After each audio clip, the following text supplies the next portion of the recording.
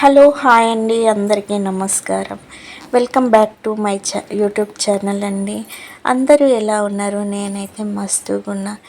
ఈరోజు మన రెసిపీ వచ్చేసి బెండకాయ వేపుడు అండి. అస్సలే జిగురు లేకుండా ఈ బెండకాయ వేపుడును తయారు విధానాన్ని చూద్దాము. ముందుగా ఒక అరకిలో బెండకాయలని ఇలా చిన్నగా రౌండ్గా కట్ చేసుకోవాలి. ఇప్పుడు స్టవ్ వెలిగించుకొని ఒక ప్యాన్ పెట్టుకోవాలి. ప్యాన్ వేడయ్యాక 2 టేబుల్ స్పూన్ నూనె పోసుకోవాలి. 1/2 టేబుల్ స్పూన్ ఆవాలు వేసుకోవాలి. 1/2 టేబుల్ స్పూన్ జీలకర్ర వేసుకోవాలి.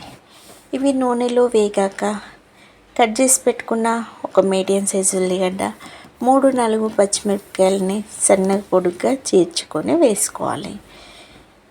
వీటిని ఇలా కలుపుతూ మంచి కలర్ వచ్చే వరకు వేయించుకోవాలి. ఇలా ఉల్లిగడ్డ పచ్చిమిర్చి ఉడుకుతున్నప్పుడు 1/2 టేబుల్ స్పూన్ వరకు పసుపు వేసుకొని ఒకసారి కలుపుకున్నాక 2-3 రెబ్బల వరకు కరివేపాకు వేసుకోవాలి. ఎప్పుడు ఏ వేపుడు చేసినా కూడా కరివేపాకు కాస్త ఎక్కువగా ఉండి నూనెలో వేగితే ఆ టేస్టే వేరబ్బా, ఫ్లేవర్ కూడా చాలా బాగుంటుంది. ఇప్పుడు కరివేపాకు వేగినాక ఇందులోకి కట్ చేసి పెట్టుకున్న బెండకాయ ముక్కల్ని వేసుకొని బాగా కలుపుకోవాలి. ఇందులోకి రుచికి సరిపడ ఉప్పు వేసుకొని మరోసారి ఈ బెండకాయ ముక్కలకి పట్టేలాగా ఇలా కలుపుతూ స్టవ్ని మీడియం టు హై ఫ్లేమ్లో పెట్టుకుంటూ ఇలా వేయించుకుంటూ ఉండాలి.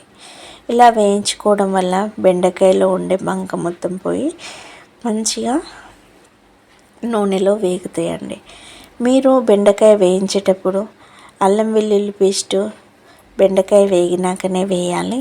ఇంకొక టిప్ ఏంటిదంటే బెండకాయ చేసేటప్పుడు కర్రీ అయినా వేపుడైనా చేసేటప్పుడు మూత పెట్టకుండా బెండకాయలను ఉడికించాలి.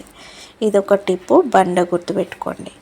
అల్లం వెల్లుల్లి పేస్ట్ వేసుకున్నాక ఒక 2-3 నిమిషాల పాటు మూత పెట్టి ఉడికించుకున్నామంటే మనకు మంచి టేస్ట్తో పాటు మంచి ఫ్లేవర్ కూడా వచ్చేస్తుందండి.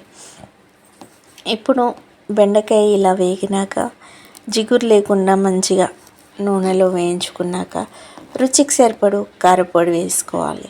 ఆల్రెడీ మనం పచ్చిమిర్చి వేసుకున్నాం కాబట్టి మీ రుచికి తగ్గట్టుగా ఈ బెండకాయలలో కారపొడి వేసుకొని స్టవ్ని హై ఫ్లేమ్లో పెట్టుకుంటూ ఒక 2-3 నిమిషాల పాటు వేయించుకొని చివర్లో కొంచెం అంత కొత్తిమీర వేసుకొని కలుపుకొని స్టవ్ ఆఫ్ చేసుకున్నారంటే ఎంతో రుచికరమైన జిగురు లేని బెండకాయ వేపుడు అయితే రెడీ అయినట్లే ఫ్రెండ్స్. ఓకేనా? ఈ వీడియో కనుక మీ అందరికీ నచ్చినట్లయితే లైక్ చేయండి, షేర్ చేయండి, కామెంట్ చేయండి, ప్లీజ్ సబ్స్క్రైబ్ చేయండి. వేడి వేడి అన్నంలో ఈ బెండకాయ వేపుడు తిన్నారంటే చాలా రుచిగా ఉంటుంది ఫ్రెండ్స్. ఓకేనా? Bye bye.